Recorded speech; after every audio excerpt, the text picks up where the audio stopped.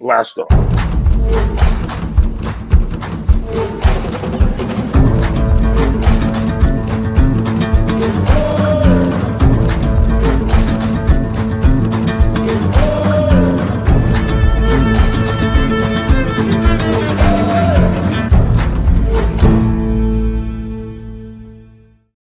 What is up? We are back, sports fans, for another episode of the JNS Philly Sports Stops. I'm your host, as always, Stephen Rychel. The man to the right of me, Mr. Justin Fiorillio. And becoming a regular here on the Sports Stop is the one and only the Moose. Hey, Hey, my what's friend. happening? Let's go. It's St. Patty's Eve, man. You know, that's a big deal for me anyway. Well, for most people, it is. Yeah, I mean, for especially you, Day though. before the big day. Yeah. Yeah. Totally going to get to bed early tonight because we'll be rising and shining tomorrow. Well, we got a lot to talk about, a lot to digest, but I think first and foremost, let's get right into today's big news. Is reports leading up into this week that Darius Slay would only answer phone calls from that 215 area code. Anyone wanting to bring him back? Well, all that's been put to bed today as he's officially announced his retirement. Wanted to thank you all for what you've done for me. Blessed to play this game that he's loved since he was 5 years old. 13 years at the highest level. Football was his piece. My everything. This game put me in a position to help take care of my family, loved ones, and forever grateful for that. Hard to say goodbye, but God has a new chapter for me. Ready to turn the page and start my new journey. To all my big play fans, I will always appreciate the love and support you have given me, and couldn't have done it without you. Just a kid from Brunswick, Georgia, with big dreams, big play on and off the field. It was he had a cool little video playing on his social media accounts. I guess first way I'll do this. What are your thoughts on Darius Slay's career overall? Do you think he has a possibility for a golden jacket? And Justin had kind of formulated a question here. We all can agree that Eric Allen is the best Eagles cornerback in Eagles history to this point in time. But who's in your top? Your top five. So we'll start with Justin first. Your initial thoughts. There, I was about to commit sacrilege right there. Big play Slay's career here in Philadelphia, Detroit, last year in Pittsburgh. Is it enough to get him a golden jacket? Well, look, folks, if you know or don't know, Big Play Slay is the only player that maybe I'll ever have this opportunity to do. I got to drive him to a signing once, guys. I drove him. He was in the backseat of my car, and I spent the day with him. And it was one of the most surreal, coolest experiences of my life, and I don't think anything might ever top it. It was Big Play Slay's career in Philadelphia. I mean, he's a champion. He played for about a solid 3 years. He got there about 2019-20, but for about 3 years, he was pretty elite of the elite in the corners of the NFL. Remember that one Monday night game? He shut down Justin Jefferson. He played really, really well for us. But I'll tell you what, though, who he was as a person, and his personality, his humor, getting to see it up close firsthand, he is he's the man. He really is. He was a class act. All the fans he met, very infectious personality. But on the field, he was a great player, and he helped mentor Coop and Quignon that one year, and he played. He came back when there was rumor he might retire before their recent Super Bowl championship run, but came back and played pretty decent for us, pretty solid. So, like I said, he had a few elite years here for us.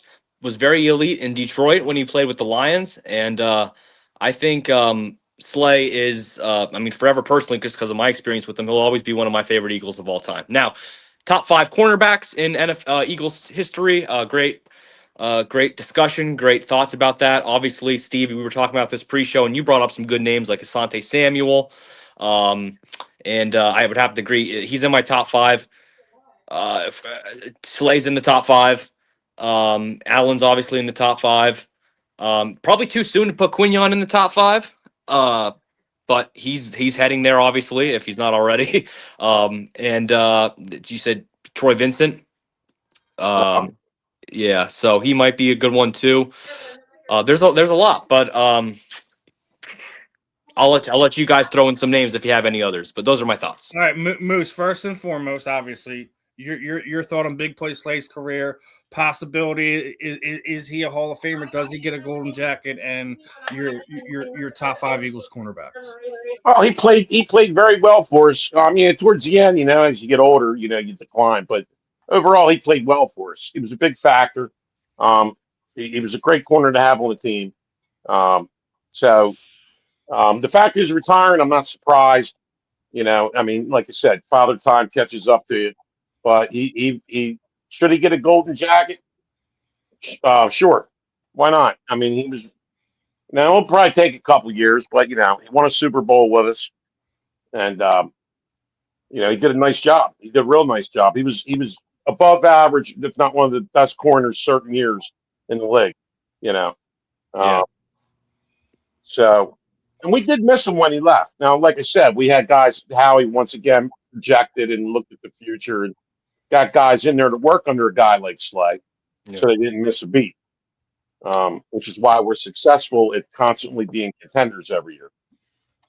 All right, now your top 5 Eagles cornerbacks. Of course, Eric Allen's number 1. I heard Troy Vincent put him in there. Bobby Taylor always shut down Michael Irvin. He was always matched up against Michael Irvin. He would shut his ass down all the time. And he's a Notre Damer, so of course I'm going with Bobby Taylor. Who am I missing? Sheldon Brown, great hit in New Orleans in that playoff game. Who did he bust up again? Reggie Bush. Reggie Bush. Yeah. Reggie Bush has famously done a podcast, and he was basically said he had a talk with Drew Brees about that. They were no longer going to do that pass ever again. That he like he tried to get up, and his body he's like my body wasn't working, man. He's like I thought I was dying on the field. Oh, well, yeah. Eagles fans hoped he really did, die on that field, not being morbid, because how he came back in that game and he tormented us all the rest of that game. Oh yeah, yeah. That hit will stand the test of time. That hit is crazy. Oh yeah. All right, and then your fifth one, your final pick there. Well, you got Lito Shepherd. I mean that's part of that. Lito and Sheldon. They took over for Bobby and Troy once again. Well, Howie wasn't the GM at the time, but the Eagles knew, let's bring him. Remember when they drafted these guys, everybody's bitching and moaning. Why are you doing that? We got Bobby Taylor and Troy Vincent. But it was a genius idea because Father Time, man. It was foresight. It's kind of like what Howie did here. Like, all right, we didn't have any lockdown, shutdown corners. It was piecemeal together when we won in 17, right? Yeah. So, It was great foresight for them to go and grab them, and it's kind of a similar situation. What we just did here, obviously trying to replace, two absolute studs at cornerback. It's not easy. It's not easy to do, and you can't foresee when Father Time's gonna catch up with you, or these guys are gonna walk away. So you can't predict that. The way I'll go about this is I'll see it like this. I don't think that Big Play Slay has the numbers that you typically see from Hall of Fame cornerbacks. A lot of time you need to have 5 years or more where you're very, very dominant. I think he was just short of that. Yeah, there was a couple of slow years he had. He had a couple of years, like dude, like we talk about a lot of things. Justin just brought up, the Monday night game here when Minnesota came here, and literally that Justin Jefferson did absolutely nothing that game, and they targeted him.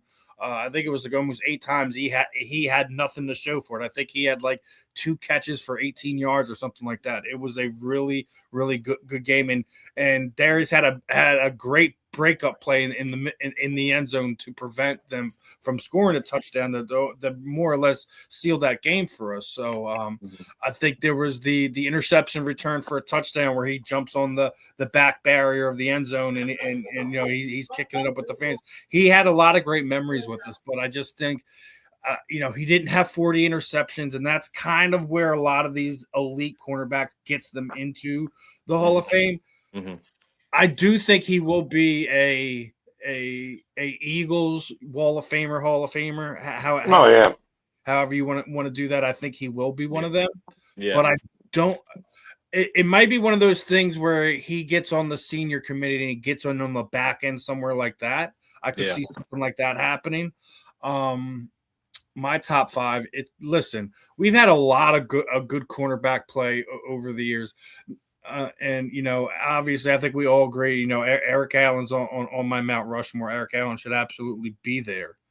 Who played across from Eric Allen? I can't remember. Was it oh my God. God. Know who it is? This is Mighty Mouse. Mark McMillan.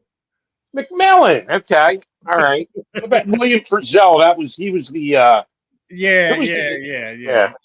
Who was the guy that always got burned though? God, what was his name? He played for Buddy Ryan, under Buddy Ryan. He used to get burned all the time. God darn, I can't remember his name now. No, I can't remember his name. Anyway, number 2 is Asante Samuel. He should absolutely be a Hall of Famer right now. It's absolutely ridiculous that he's not already in yet. It's a travesty. He had great years here on bad Eagles football teams. And then he really was very good. Yeah. He played elite on bad Eagles football teams. It's unfortunate his time here was absolutely wasted. Then it literally goes Bobby Taylor because as Moose mentioned, he made Michael Irvin disappear for a lot of times. A lot of times, after he was drafted, Michael Irvin did not destroy us like he used to. Yeah. No. Troy Vincent is absolutely on the list as well. Now 5 is when I really get into trouble here, because I mean you could go Lido, you could go Sheldon. I'll tell you who you're not going to go. Namne Asamoah. What a joke. He was supposed to be like the second best cornerback ever. He's famous for eating lunch in a paper bag in his car out in the parking lot, all by himself. It was a bad signing because he was put into a scheme where his skills weren't used the best. Not only was it a bad signing, but it was a bad defense to put him in. That's why that whole thing blew up the way it did. I think the dream team, yeah, really good cornerback. But when you put a press guy in a zone defense, that's what you're gonna get. Right. Yeah. That's what you're going to get. You can't do that. And scheme makes everything. And it's one of the things, I don't know if you've seen, but we were already talking about Richard Sherman is loving the move of bringing Wood in here. And this is one of the main reasons why Darius Slay is actually retired, because you go and bring a guy like him in. You don't need somebody on the other side to a Quinyon Mitchell. You also bring in, they signed another free agent cornerback as well for depth, so you don't have to have an Adoree Jackson situation like we did last year. So that's one of them. I think that's what people aren't talking about, is why Darius Slay retired today, is because the Eagles went in and put themselves in a position where they don't have to bring him back. Now, I guarantee you, if there's some type of injury or something like that throughout the season, don't be surprised if those are if Big Dom and Howie Roseman sit down and be like, "Hey, yo, Darius, we a little thin at cornerback. You don't got to do no OTAs or anything like that. Help us get us through the back end of the season." I wouldn't be surprised to see something like that, but. Yeah. That was just one of the reasons they did that, and I think that they're in a good position at cornerback. We're gonna miss Darius. Justin has his memories. I also remember, I was working on another network. I also did a signing with him. I got his signed rookie card up on my wall. He meant a lot to the city over the last 5 year plus. So it's going to be interesting. Another retirement that I think is very interesting is our good friend, Mr. Bryce Huff. Eagles legend. Got his back here. Oh yeah. Was a kid sucking on Sour Patch Kids after the Super Bowl. Went out there to San Francisco, did absolutely nothing for them, and is retiring now.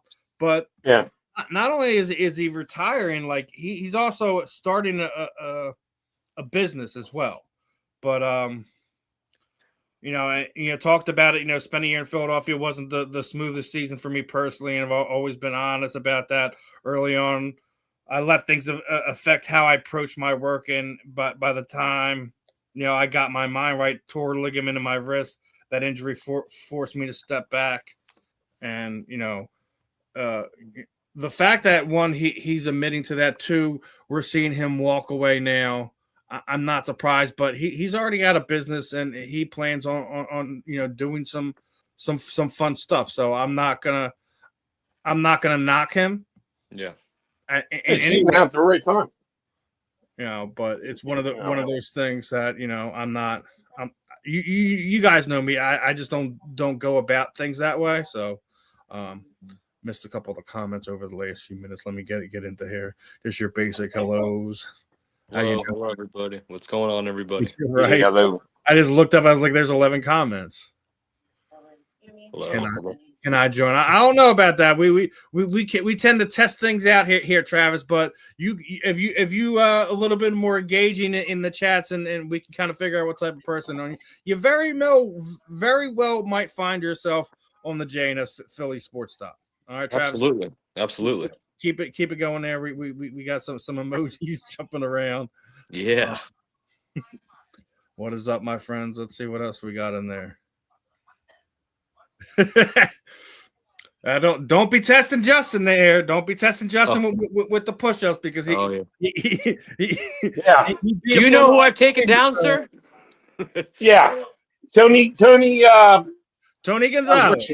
I was going to say Rodriguez, but same thing. Hernandez, Tony Hernandez. Yeah, same thing. There we go. Yeah. I'm not doing push-ups. Nationally and proud. I hope you all achieve every single aspiration you have in life and are powerful and don't forget it.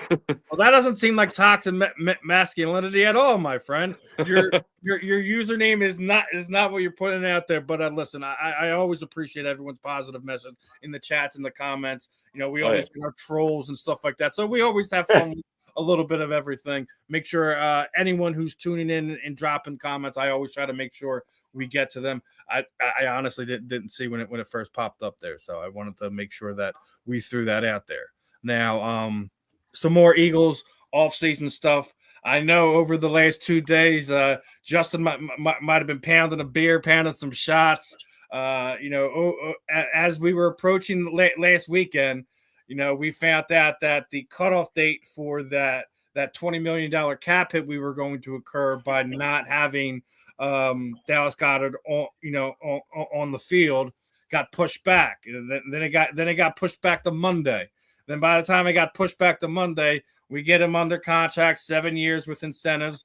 That $20 million cap hit is still looming. It got pushed back to next season. So unless we don't find something long term, you're going to accrue a cap hit on that, which goes to my next thing. And I think this immediately aligns with everyone's still sitting there saying that we're going to be trading A.J. Brown. I don't care what the Rams are doing, what the Chargers are doing. They're not offering stuff that is going to make us want to get rid of him. It's going to make Howie Roseman want to get rid of him. Everyone thinks they're going to offer under what we're going to do when we're just going to push him out of here. How many times has he have to say the same thing, that he's not in line on getting rid of elite top talent? If you're going to get elite top talent, he's already said it. You're going to have to blow me away. No one has. Is this really still a conversation? I mean, really? And not just that. Like, listen, we have to deal with this freaking winch of a woman again because she was all front and center again. Diana Rossini, right? I seen this comment and it was absolutely great. Now she made the thing. The AJ Brown discussions are not dead. Last week was told the Rams were discussing AJ Brown, before they made the trade for Trent McDuffie, because they made the trade for Trent McDuffie. It takes them out of the asset column to be able to acquire him. But I digress. Dialogue is slowed, but they're going to continue to monitor the situation and where the parties go from here. This comment from this Twitter user is absolutely brilliant. is AJ Brown must have dead ass like stood up Diana Taurasi on some date or something, because it is like a slow mission to get him out of the Philly, and I felt that in my soul, because anytime this trade between AJ Brown is getting mentioned, who's the one reporter that is dead square in the middle of it? It's her. That's fine, young when there's lady. smoke, there's fire. In Hey, my opinion, The Athletic is a New York-based media outlet. You can sit there and tell me I'm wrong all you want all day long. That's where they're based at. That's what the majority of what they cover. Why would you not want to have somebody like that stirring the pot? Hell, I even heard some nonsense that the New York Giants were involved in this mix. They're not trading him in division. Yeah. No, but I think Diana Rossini is a Giants fan. I bet you she's a Yeah, Giants well, fan. maybe she is in love with AJ and got stood up real bad or something. Yeah. We were all just talking. I was saying, Moose, get your point out there, because we were all. Oh yeah, maybe she don't know she don't know what she's talking about. I mean, you she know what I mean? Know what she's talking about. In some cases, when you can't name your sources, there are no sources. Yeah, she's a dope. She's a dope. She's a dope. She's one of these dopes that wants clickbaits, wants ratings, wants views. Okay, she might be. I'm not saying she's not legit reporter, but keep bringing this crap up. It's not happening, lady. It's not happening. So get your shit straight. Okay. Yeah, I'm pretty sure all the reading between the tea leaves, like Coach Sirianni, Howie Roseman, all the players, like it's pretty much well known he's going to be on the team next year, except these damn reports from like Diana Rossini that could just come out and just start shit. So Diane Dopesini, how's that? Because that's dopey reporting, dude. Report and have sources. Tell us your sources. Be informative. I mean, dude, don't just make shit up for views. That's what a lot of these reporters do. In some instances, I get why you protect your sources, but this entire time she's always sitting there saying she has somebody inside the Eagles front office or whatever, that this is what's going on, and then you see the completely opposite thing going on. So it's like at some point in time, you have to hold her accountable for this stuff. You really do. Oh yeah, you really do. And, I've already sat there and said it. Financially wise, the only way you're going to be able to do this is at the beginning of next season. Mm-hmm. Right. It's not going to be this. They're not going to take that cap hit, especially if you're going to have to accrue another cap hit if you don't bring in, you don't bring Dallas Goedert back. You already know that the Jalen Carter contract is coming. He's going to get $30 million a year, right? Right. So it's like you have to start thinking this thing numbers wise. It's not financially feasible, and nobody's going to eat the contract and then have to give AJ Brown a contract to get him there. So it's like this thing has been going in circles for almost a year now. Yeah, and it's just like probably going to just keep going. I'm beyond done with it. I said I don't pay attention. When we were doing a podcast, I'm like, the next person, I'm taking bats to knees because it's getting ridiculous. And I'm almost at the point now. We need Tanya Hardin to take care of Diana Dumpsini out. Dopesini. Listen to her talk. Listen to this whole AJ crap. It's like watching wet paint dry. You know what I mean? I mean, really. It's like, really, dude? I mean, come on. No, on a lighter note on the AJ side of things.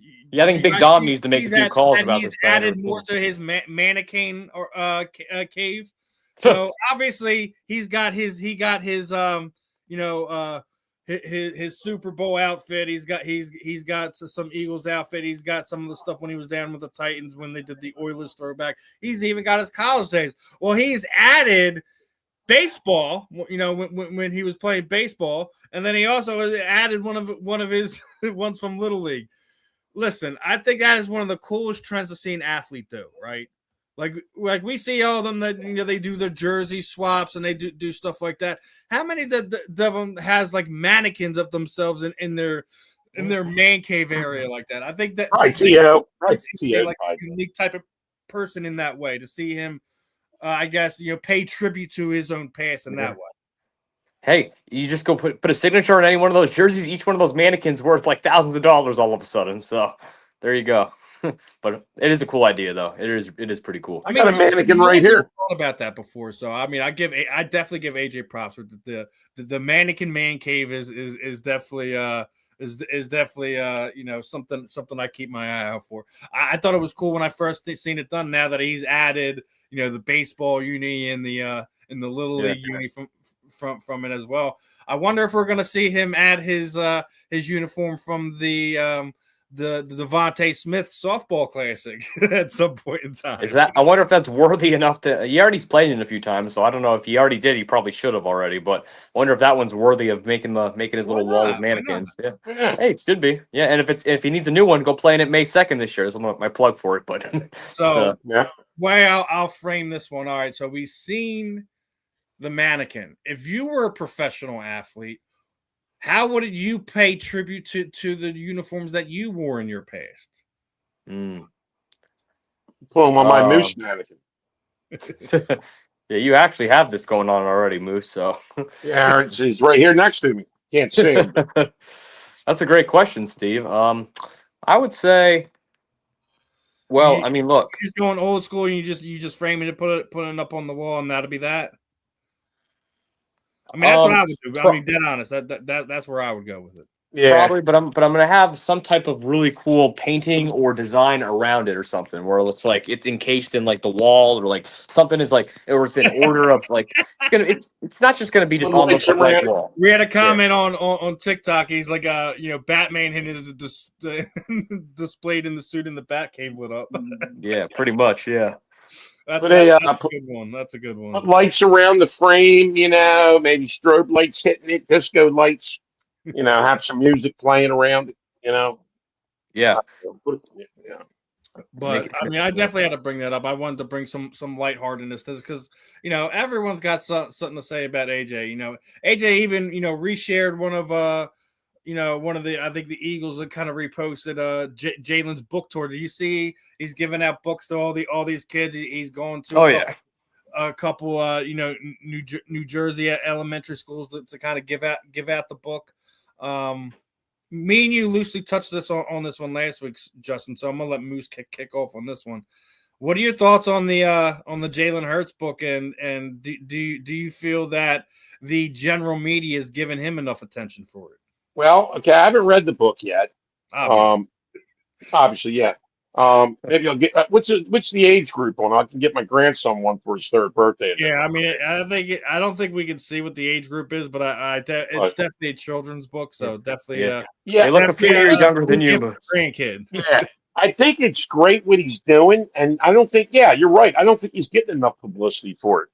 Yeah. I don't think he gets enough publicity and credit for anything he does. No, I mean, listen, he's in the most thankless position in one of the roughest pro sports market in the world. And we've already talked about like just some of the general disdain that we hear coming out of people's mouth about Jalen's not this, he doesn't do that, he does like it's horrible. It's everything what he doesn't do, but it's like almost we have to ignore what he's already done.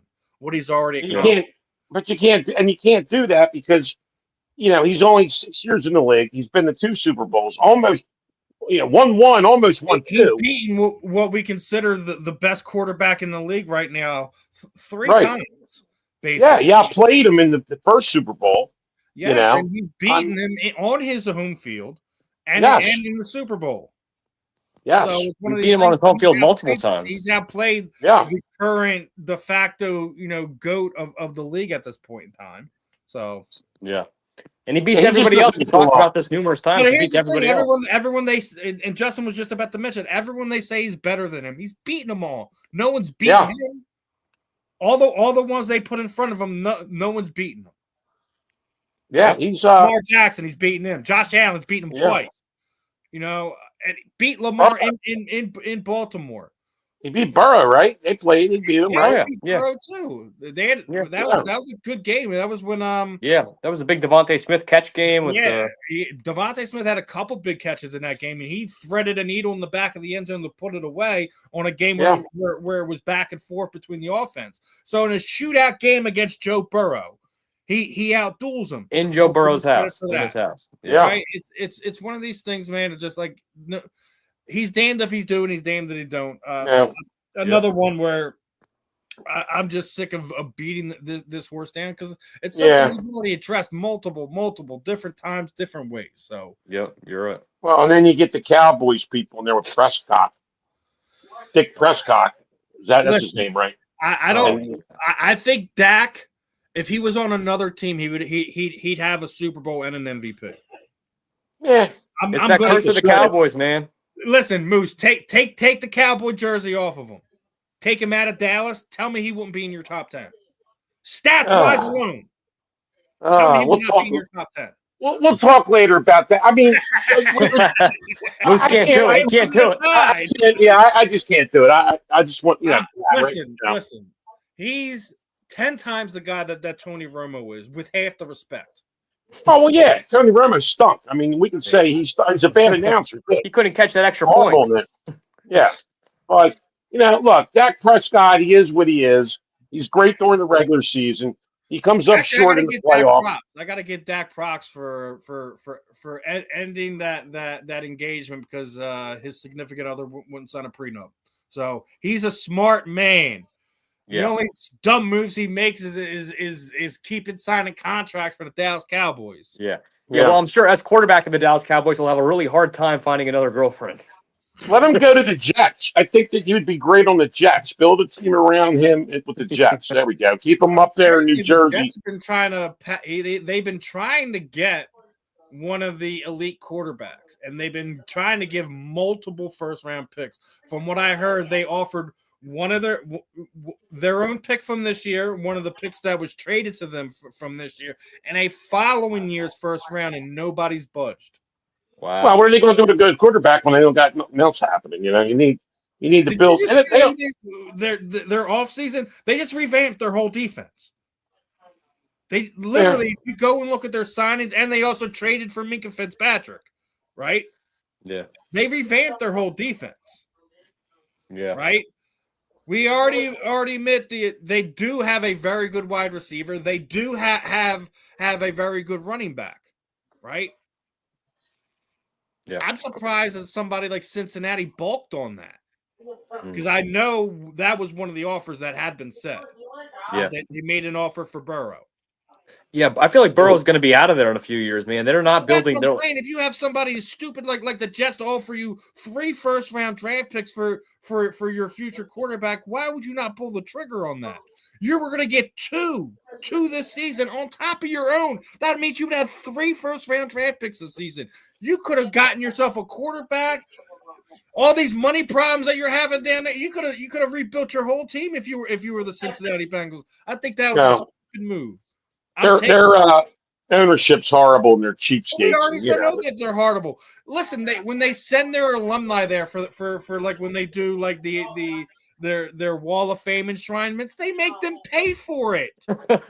They make them pay for tickets. They make it pay for travel and airfare. They don't take care of anything. Yeah. Not only that, I don't know if you heard with that when it snowed last year, they made the fans shovel the freaking stadium in. Oh, no. I would have said, you know what? Go blank yourself. I'm not no. Yeah. No. Screw that. Or you're taking 50. They are top tier elite bad front offices. Bad. Yeah, I don't know how they made that Super Bowl that year a few years ago, but they did. They did it off of the back of Joe Burrow and Jamar Chase. We already know what it was. Yeah, come on. Their defense had Eli Apple as their shutdown cornerback. Oh, God. Eli Apple. Eli Rotten Apple. Stop. Right, and since we're on that list, I seen this ridiculous list. I gotta get your guys' thoughts on this one, right? So this ridiculous comment from one of these fantasy guys, right? We're talking about one of the potential draftees. Right? I can't say it. The kid from Ohio State, Jeremiah Smith, would be the number 1 wide receiver for all these teams. Do you see who's second on the list? Yeah. So you're telling me Jeremiah Smith right now is better than A.J. Brown and or Devontae Smith? Yeah, okay, right. Yeah. Sure. Well, why don't you just throw Jerry Rice on that list while you're at it? Yeah, what are they smoking? I mean, these fantasy guys, well, I can get started on them too. They just sit in their mind. The Lions, so he's better than Amos St. Brown. Falcons, I like the kid London down there in Atlanta. But he's better than Malik Neighbors. No, right? No. Texans, maybe. I mean, you can make an argument. Saints, no. You still got what the other kid from Ohio State there, Olave, right? Chris Olave. Yeah. Panthers, possibly. Dolphins, he's better than Jalen Waddle already? I don't know. Yeah, the Chiefs, I'll give you the Chiefs. I'll give you the Chiefs, right? Chiefs don't really have a... Meanwhile, this idiot has the Dolphins on here twice. No. Well, how about that? Well, he must like the Dolphins. On here twice. He's got the Chiefs on here twice. Well, this guy doesn't even know what he's doing on his list. No, he doesn't. So, Mr. PPR Fantasy Tips needs to check his tweets. Here's a tip for this cat. Go to school, get some education, and anybody after that listens to this dude, you got problems, man. Yeah, pretty much. One, because I thought it was ridiculous, but when I seen how many times he had the same team on that list multiple times, I just started pissing myself. Yeah. They give anyone a blue check mark on social media. Like I've been saying, there's so many. Everybody on social media is an expert. You see these panels, they all know it all. Yeah. And I'm just like listening and looking and going, I gotta get off of this shit. You guys are a bunch of morons and dopes, man. You don't know shit. Hey, there's someone right now watching this thinking the same thing about us. But listen, we're not acting like we're the professionals, we're the experts and stuff like that. Listen, that's like, even if you go and look at my show that I do with Ben and Marvin, the fan in the end. I know I'm a fan. I'm not a credentialed media member yet. The day that I become one for the Phillies, the Eagles, I'll stop calling myself a fan, because I will no longer be a fan at that. I will be a credentialed member of media. Right? So I'm a fan until then.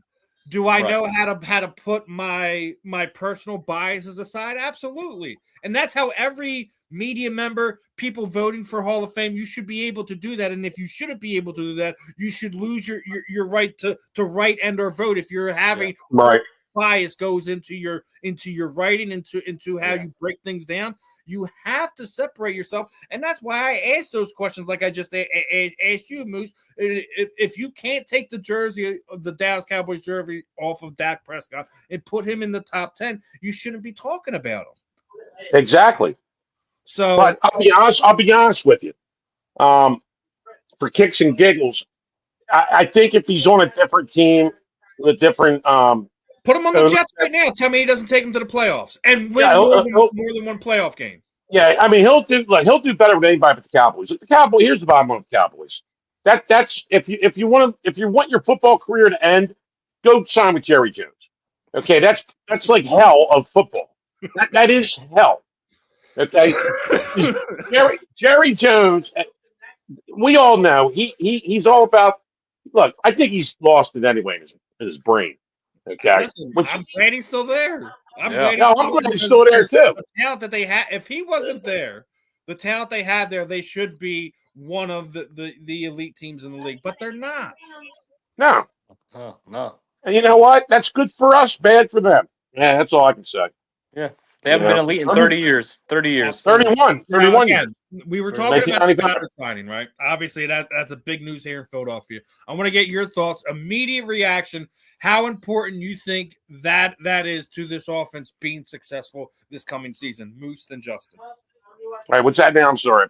How important is the re-signing of Dallas Goedert important to the successfulness of this offense in this upcoming season? Well, it's a big plus because you don't want to lose. He is a talent on that football team. He's a safety valve for Jalen, and he's an important piece of the machine over there. Yep. So it's a big deal that he's back, and then you don't have to worry about who's going to be the tight end, trying to find another tight end. I think they'll end up working something out and keep him a little bit longer.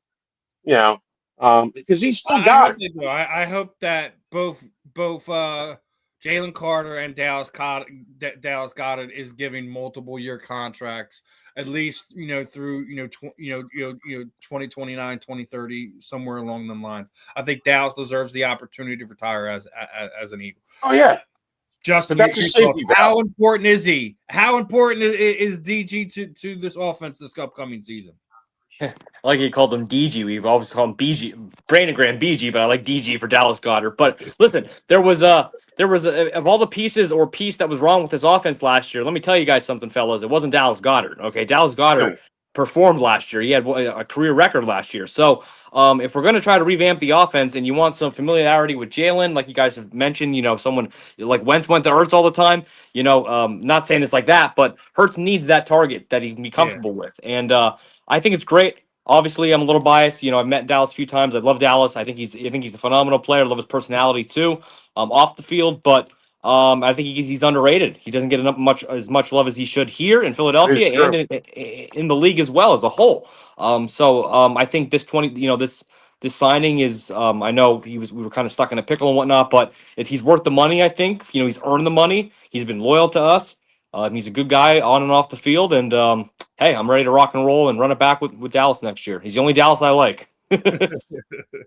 Listen, I think he is vital for a lot of the things, and I think a lot of times he was forgotten in the years prior. But I also think it was due to the fact that his availability was hit or miss. He was available for 99.9% of the season last year. Yeah. So it's one of those things where you have to give him the respect for that. So yes, I think he was important. Yes, I think he's vital to the team's success moving into this 2026 season. I thought the other interesting signing that no one is talking about right now that we made is the fact that we brought in former Saints quarterback Taysom Hill. How about that? That also gives you flexibility on draft day to potentially trade Tanner McKee as well, right? Yeah, I saw that. Yeah. Yeah, because but listen, I think Taysom also gives you the opportunity to have fun in this offense, to do some trick plays, some gadget plays that we haven't seen in this offense in more than a handful of years. Hell, we lost those type of plays when Doug Peterson left. We haven't seen it under the Nick Sirianni area, right? Yeah. Like even something simple as a double reverse or a flea. We haven't seen that. Yeah, I think bringing in a guy like Taysom Hill. One, he's also been playing like the tight end role and stuff like that. So you can do things with him and move him around that offense to make the defense think and set up some bad matchups. I think that is going to be a very fun option for the Eagles to have. As I don't think it's something that we should see that we're going to see a whole lot, but it gives you the option and it makes the defense think and gives you opportunity to make mismatches. What are your guys' thoughts? Start off with Justin and go to Moose.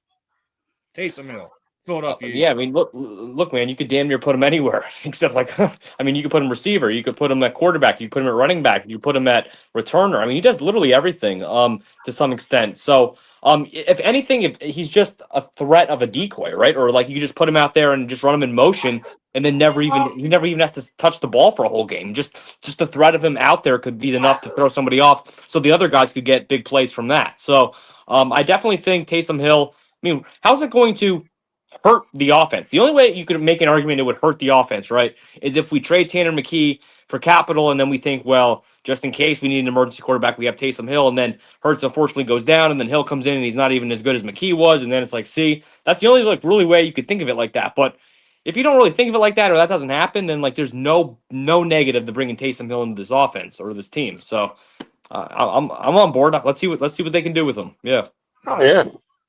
Yeah, it's a good call, good move, because, like I said, he's not. You don't have to have him just sit there and hold the clipboard. Yeah. If you want to sneak him in to do some trickery, make the defense stink a little bit, which we have lacked for a little while now. There's been no creativity in this offense the last 5 years. Let's be honest. Let's be dead honest. Oh yeah. Especially last year. Oh yeah. Yeah, no Philly calls, nothing special. It was the tush push. Okay, I'm tired of that too. You know what, guys? rookie I freaking always wondered why, like, as the team that did the Philly special, we don't run the Philly special like every once in a while, like once a year or something. Like we should. Like, Yeah, you would think. No, it's a tush push, a rugby play. You know yeah, what I mean? Dude, it's a quarterback sneak, just done a little bit.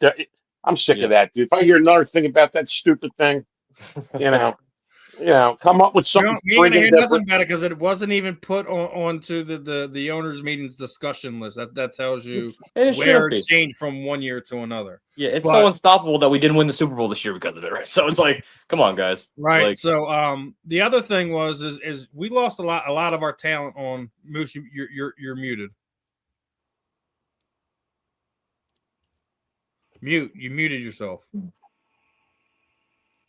that's what happened. Took his ear pods out. All right. Well, as Moose figures that out, let's talk about this one a little bit, right? So we lost a lot of guys free agency, right? And Vic Fangio was absolutely keeping it 100 when they asked him about, the turnover on his defense over the last few years. And it's like we're the farm system defensively for the other 32 teams in the league. That's what happens when your defense develops elite talent every year. Other teams can't wait to poach them in free agency. Yeah, I think that's spot on from Vic Fangio. Yep. I think we'll see what happens from this year's class of players that got removed. If it'll be something that'll play out, for them, two, how will it affect us? Other than like I said, I always felt like we could have retained a Nakobe Dean, but didn't happen. I felt that because because of draft capital and what the market was going to be for Reed Blankenship, that he was going to go. So we'll see how it plays out. I could still see Moose's fighting with the. Then let me see if I can. There, your mic isn't connected on your. Oh, there you go. All right, I don't know what happened. I was just sitting here, and it said disconnected on my ears. I didn't even touch the laptop. Maybe they weren't charged. I Your don't. thoughts on Vic Fangio that we're the feeder league for other teams? We're the feeder league. Yeah. Like our players become so good on defense that in free agency, other teams come and swipe them up because of Vic Fangio Oh being so yeah. well developed in Oh them. yeah. Oh, we always lose defensive players.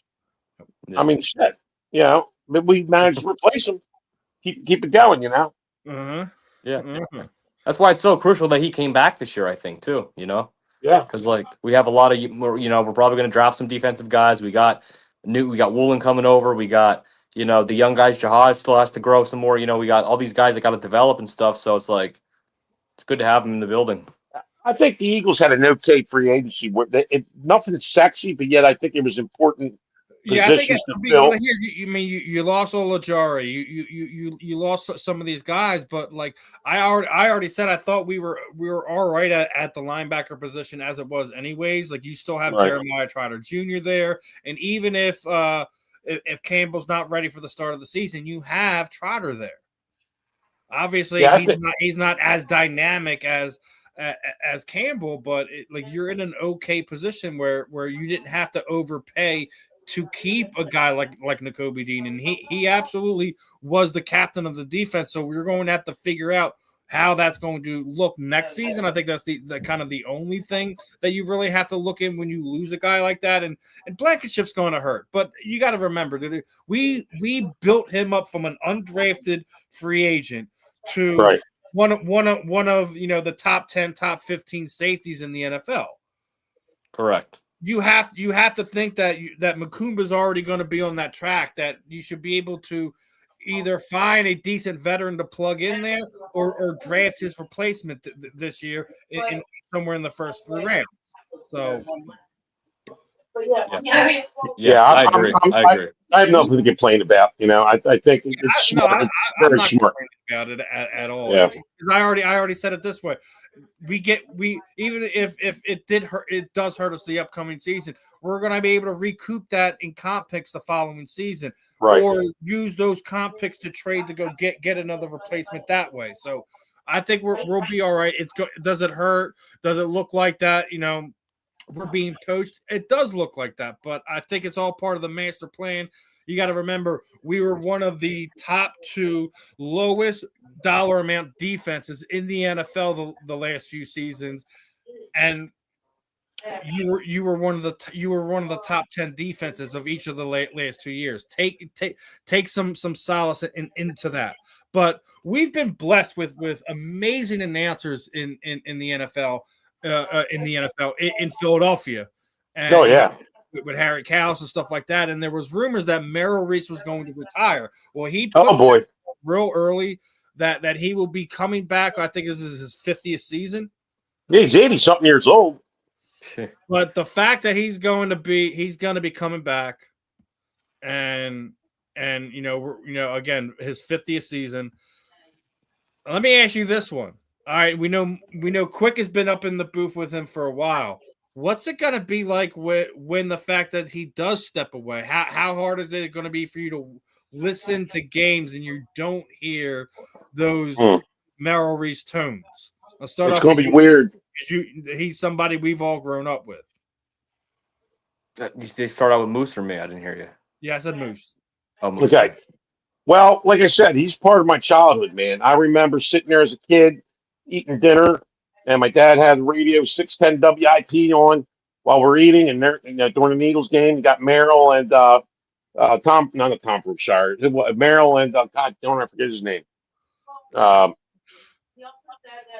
Anyway, point is, I don't know how they would ever replace Merrill. It's the same way when Harry Callis walked away. Yeah. Right. Yeah, well, they were able. I mean, Tom McCarthy does a good job. Impossible shoes to fill for a good majority of the fan base. Yeah, there'll never be another Merrill Reese. Like Fransky in LA. I love them too on the Phillies broadcast. Yeah, I think they do damn good.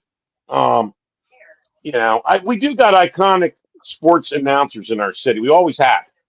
And Merrill is the Eagles. I mean, he's the Eagles, dude. He brings us.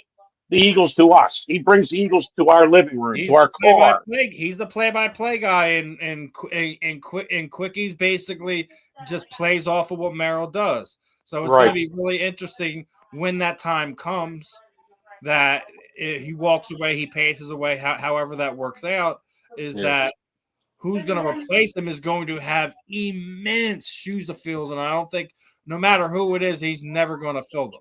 I wonder if they have any idea who. I wonder if they ever thought of that. You know. Yeah, Justin, your thoughts? Merrill Reese, 50 years. There'll never be another Merrill Reese. And listen to this, guys. This Saturday at Dynasty Sports, I think it's the Willow Grove Mall or Willow Park Mall. He's doing a meet and greet, so you can go meet Merrill Reese this Saturday at Dynasty Sports. So how about that? But. Yeah, just legendary. Hey, listen, I know that I say this kind of as a joke, but I'm almost half serious. If they can use AI to preserve his voice and he can still do games, I'll take that over whoever they got coming in next. But listen, in all seriousness, there's a time for everything. We lost Harry Callis and T-Mac's awesome and what he's doing with Kruk and all them. I mean, they're a great duo. And when SNL Saturday Night Live, I know it's not even sports, when they lose famous cast members, the great 90s with Adam Sandler and Chris Rock and all them, they move on and they find new guys and they find ways. So you move on, you'll find new people and but Merrill Reese, let's be honest. You just mentioned Saturday Night Live. Let's be honest. Yeah. Tell me anyone who's paid attention to Saturday Night Live in the past 20 years. I haven't watched it. Hey, I'll tell you, it peaked in the 80s and 90s, man. I'll tell you that much. Yeah, I haven't watched it in forever. But there's no good talent there because it's going to other ways. They don't make it fun for those guys. Yeah. I mean, I think they destroyed it when like the Wayans brothers when they used to do their things on network television before they really started diving deep into movies. Living Color, yeah. Destroyed the way a lot of these comedians, actors go about growing their brand that way. It was a way for them to kind of grow and put their stuff out there, and they were able to kind of take advantage of that. And you can't do that not the way that it's made. Could you imagine if Kevin Hart had to go through Saturday Night Live, but he didn't, right? Yeah. No. Yeah. So I'll tell you what. just think it's done differently, and I don't think you'll ever see that replicated again. And it's kind of the same. It's the same way with Merrill. There's AI, nothing. There's nothing that's going to be able to replicate the energy that he brings in some of these calls. It's different. Yeah, I agree. Yep. I agree. And it's the And same let's thing enjoy we him. had, Richie Ashburn and Harry Callis. It was never the same. Yes, I remember Andy and guys Gene like- Hart with the Flyers. Gene Ashburn Hart with the died. It Flyers. was almost like a whole nother thing to me, and I just did. I refused to accept it for the longest time. That I just like, it's not gonna be Whitey and Harry, dude. I have a problem with that. Yeah, Chris Wheeler. Nothing against, and it's nothing against Wheeler, but those again, it goes back to what I was just saying. Those are going to be impossible shoes to fill, and I don't think anyone will ever be able to fill them. The big thing that's going on this week, obviously, the botched trade with Max Crosby, and a lot of people have different views on this one, right? Now, obviously, the Eagles, because of what happened to us last year, we got recouped back what happened to the Jair Alexander situation, right? But how is it any different, right? The shoe's on the other foot, right? So we just seen what happened with us. Jair Alexander was supposed to be here. He did still have lingering issues. We still passed him for the physical, and then he was having mental health issues on top of everything else, and walked away from them and retired. So how's it okay for us not to get our pick back and rescind the trade, but Baltimore can sit there and do what they did? I think without a doubt, I think they had buyer's remorse first and foremost. Yep. And realize that they could get Trey Hendrickson much cheaper and keep their draft picks is the real reason they rescinded the trade. I want to get your guys' thoughts on this. First, Justin, then Moose. Do you think it was buyer's remorse, and do you felt like they should have been stuck with it like we were stuck with Jair Alexander? I definitely agree. They should have been. Yeah, they should have been. And I don't know for sure. I'm not going to go there and 100% say this is the case, but I'm more than 50% confident there was some type of shady stuff going on, because that's just way too, like, we've never seen it before. When in the history of the NFL have you seen this happen? We're like, Here's the guys thing, everyone knew he had a knee injury. Everyone knew Yeah. he had a knee injury. It's not like you didn't know what you were buying. Right. And then they just happen to get Trey Hendrickson like 2 days late. I mean, it's just really shady, man. It's just too many coincidences. Where there's smoke, there's fire, man. And I don't know, man. It's just, I think Max Crosby posted on his story, the M&T Bank Stadium. What's up, Baltimore? Blah blah blah. He's literally, we're all posting and sharing. Max Crosby's a Raven. We're posting, photoshopped him in the jersey and all that. And then he's posting on his podcast. He's saying Ravens Nation, let's flock and all this stuff. And it's like. Mm-hmm. It's like, and then we've never seen it before, and it didn't happen. So it's just shady, man. And I don't want to go 100% there, because I mean, maybe some Max Crosby's hiding something. I don't know what's going on, but and then everyone was like, well, we can go swoop in and get him. I'm like, well, if there's really something shady going on with Max Crosby, then like, why would we want to go after? I don't know. This didn't make sense. Yeah, I'm not giving up 2 first-round draft picks and that's another $40-some-odd million contract, dude. Yeah, right. Absolutely not. I see people out here saying, "Ooh, the Eagles can get him." Absolutely not, people. No. I get it. We need an edge rusher. I do. I get it. You can get it through the draft. You can get it through some other trade with some other team. There's other people out there. I get Max Crosby is this sexy guy to kind of bring in. Not at that price. Not at what it's going to take to bring him here, etc. So love Max. Yeah, absolutely not. I hope he still has a great career. It's just I'm not paying that one, right? Right. Yeah. Real quick before we end this one, 3 more things I kind of want to get to, right? They did this thing about the popularity of teams through state by state, right? You notice in this trend what's going on this graphic? I see a whole lot of Eagles green, a whole lot of it. Well, of course, all Texas, it's Cowboys, but Yeah, Texas and New Mexico, right? Yeah. But I mean, you look, Florida Eagles, Georgia Eagles, like most of the lower East Coast, and then you look at the West Coast, California, like all these others. So when you count, it was a 1, 2, 3, 4, 5, 6, 7, 8, 9, 10, 11, 12, 13, 14, 15 states out of 51. Well, we have a big California contingent out, the West Coast We Birds and definitely do. We Birdman. definitely do. And I don't. I think people underestimate that just because of the fact that you have multiple teams out there in California. I get it. And I want to know how they really went about getting those statistics to see who's who and what's what. Because some of them, like really, Miami, we're the. I get it. A lot of people from Philly moved down to Florida. I do, but Georgia too. Like, Well, the Falcons stink. I don't know. I mean, I get that. I get it. Listen, I got a Falcons fan on my other podcast. I get it, but I don't think that I want to see those numbers before I jump all the way in. Yeah, I like to know where they got it. I mean, it's pretty impressive. Yeah. Look, I can say I just know with California, we know a group out there, and they're diehards out there. Not a group. There's multiple different groups out there in California that are Eagles Nation through and through. No one travels like we do, and there's a reason for that. And it's not just because people from PA traveling to other states. It's because of people who've been in Philadelphia or been in love with this team for a long time. That's where they tend to kind of go to. Right. Listen, I think you can say without saying that maybe the Eagles are the de facto America's team. We don't know. That's something that is probably debatable from here until the end of time. But based on independence history too, city, like the history of America, you could, for sure. So and great segue as we're getting into this next one, because World Baseball Classic is getting down to the last two games, and last night Team USA punched their ticket with a big win. Oh yeah. Right? So they advance. They're in the championship for the World Baseball Classic, right? And listen, you got to thank DR for knocking out Japan, but we're here, right? Yeah. I mean, you don't want to see Italy over the Dominican Republic at this point in time. I just want to see the United States just get the job done, man. I don't really care. I just want to see them get the job done, and let's see Bryce Harper actually win a championship. What are your thoughts, Moose?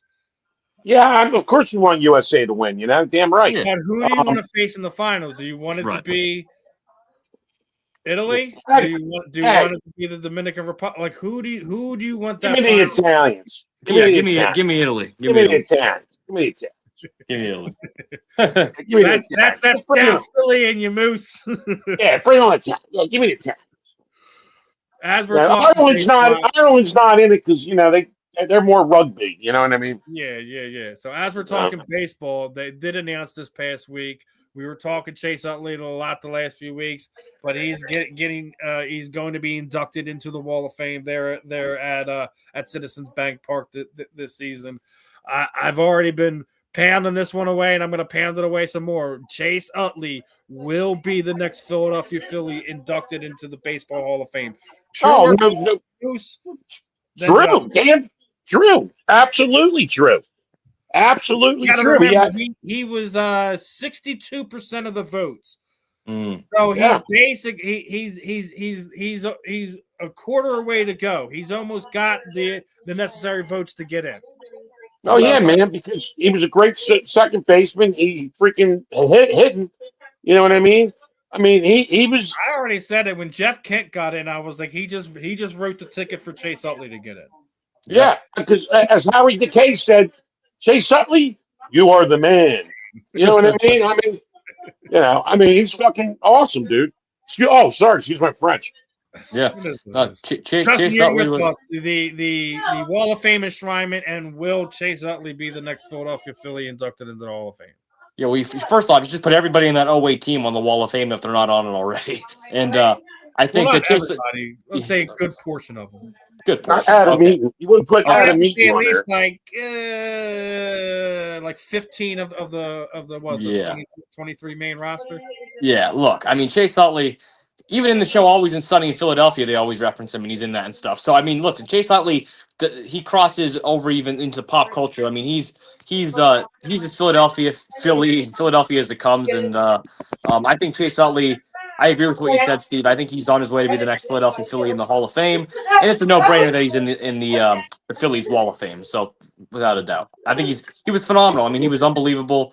He was a cornerstone, one of the top three best players on that 08 team. So I mean, he was captain and great player. Here's the second best player on that 08 team. The only one that was above him was Ryan Howard. But our favorite Sixer to hate, guess what? It's his birthday today. It's Joel Embiid's birthday. There you go, Moose. Well. Happy birthday, sucker. Yeah, I hope you enjoy it. Do they play tonight? He's probably not playing, right? He's not playing, correct. How about that? Surprise. Last night. I know he's How about that? He's probably, well, yeah, God forbid he plays 2 nights in a row. I mean, God forbid. Well, go eat your birthday cake, okay? And don't drink too much. Well, tomorrow's St. Patty's Day. I'm sure you're probably not playing tomorrow either. So, happy birthday to you, big man. Enjoy, and God bless you, my son. Listen, love the clan on Joel because he's one of those guys. I think he would take it with a grain of salt as long as you're not making personal shots at him and stuff like that. Yeah, nah, I wouldn't do that. I seen another one. I couldn't find the graphic when it's hanging. He's missed as more games than he's played in his career. Right? How about that?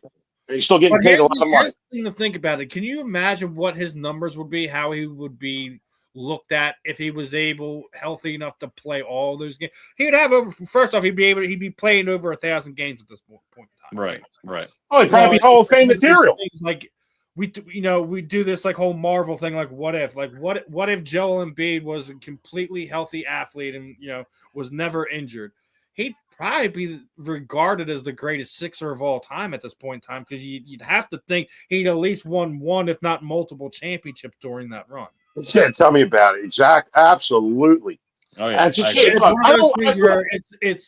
It sucks that his talent and potential can't be on the same plane at the same time, and it's the only thing I think that anyone can ever say negatively about Joel Embiid. Period.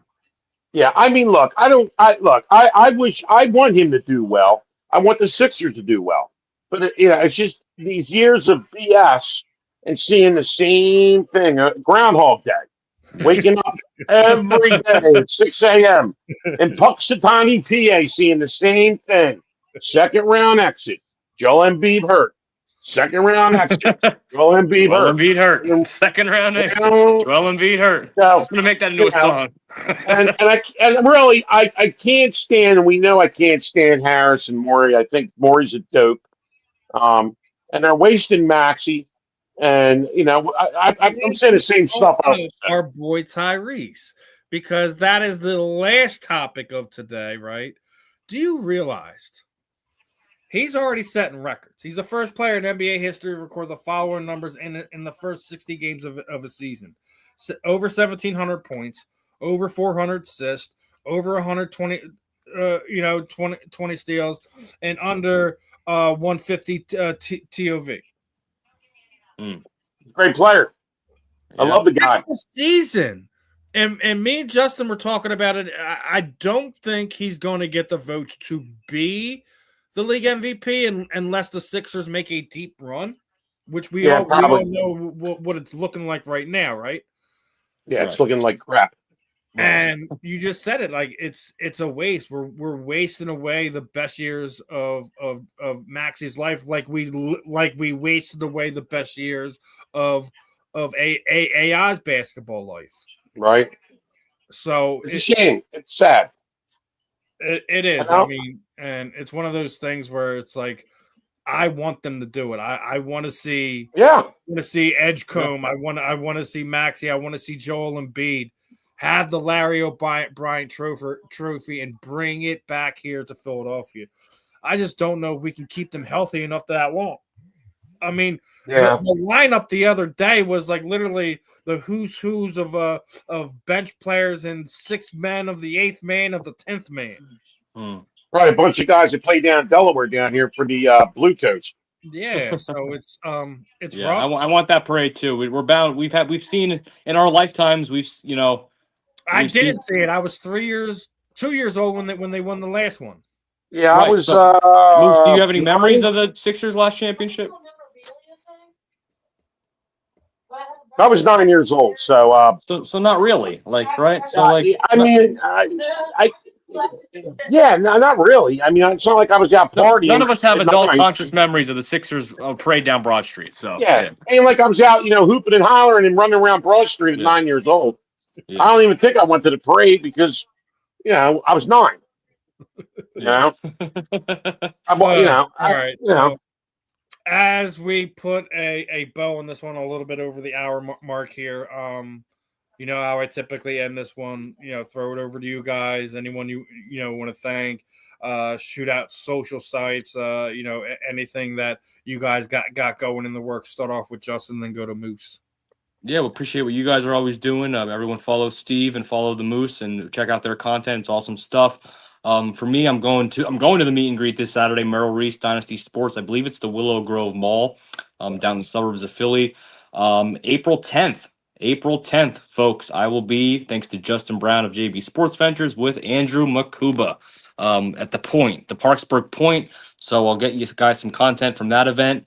And then I think, the Philly show was an awesome time. I think we talked about that last show, but just April 19th, Monty G's birthday bash, and we got Phillies baseball coming up. I'm going to get down to, I went to a Sixers game and got some content. Going to go down maybe opening day, but definitely to a Phillies game soon and get some baseball content for y'all. But that's what I got going on soon. Moose. Okay, well, first of all, Steve, thank you for having me on again. Justin, always a pleasure. Give me a follow. It's real easy to find. The Moose 317, except for the one main one. It's Christopher the Moose Cunningham. That's my one Facebook. But anyway, St. Patty's Day is tomorrow. I'm pretty Irish. I'll be out and about. I'll be up at the Fainting Goat up at Delco. Bob Kelly from Fox will be up there broadcasting bits from 4 to 10 a.m. Come on out if you're around the area. They're going to have Irish music, Irish dancers, complimentary breakfast from 6 to 10. It's going to be a good time. And the Moose will be out there. Look for the guy with the Irish flag painted on his goatee. What else we got coming up? We got I got a wing eating contest sponsored by the Darren Dalton Foundation at Hunt's. That's in Delco. That's April 11th. So if you're around, come on out. It's a good cause for the Darren Dalton Foundation. I'll be eating a lot of wings and hopefully can win the contest. Speaking of wings, always pick up your El Wingador brand sauce. If you don't know who El Wingador is, look them up. It's elwingador.com for this sauce is the best. It goes on anything, and I live by it religiously. Okay, so little cheap plug there once again. We also have Monty G's B Day coming up April 19th, where I believe we'll be doing a broadcast from there. I guess we're still doing that. And then I